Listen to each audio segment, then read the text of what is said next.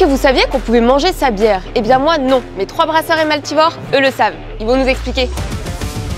Alors Jean-Daniel, explique-moi comment et pourquoi on peut manger sa bière? Et bien chez 3 brasseurs, on brasse des centaines d'hectolitres chaque semaine de bière. Et on n'a jamais su réutiliser à sa juste valeur ce résidu de malt qui est la drèche. Et aujourd'hui, on sait la transformer en farine pour l'intégrer dans nos recettes. C'est bon au point de vue du goût et pour la planète. Comment on a pu passer d'un déchet à un ingrédient alimentaire? On a rencontré Maltivore en 2024 et c'était une évidence. Eux, ils avaient l'expertise pour transformer justement la drèche en farine et nous, on avait l'envie, on avait les recettes et envie d'aller plus loin. Mais c'est quoi la drèche exactement? Bah attends, Antoine va nous montrer. Et la drèche, c'est la partie qui reste après le brassage. Alors très vite, on a commencé les tests en cuisine sur des burgers par exemple ou sur les flamme-cuches. C'est justement grâce aux fibres de la drèche, ça donne une couleur un peu plus foncée.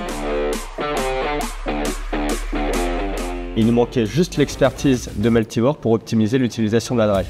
D'ailleurs, si tu veux, on peut appeler Émilie de chez Maltivore. Carrément. Oui, salut Jean-Daniel. Bah écoute, nous chez Maltivore, ça a été hyper motivant de pouvoir travailler ensemble tout de suite, puisque ça a été très vite du fait que vous connaissiez déjà en fait les drèches, c'était les drèches de Brassy.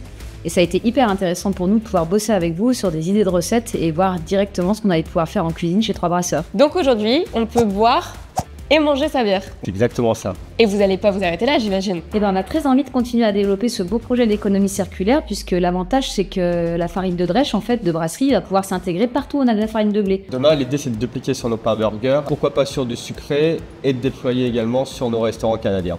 Bah c'est un super challenge. On goûte? Avec plaisir.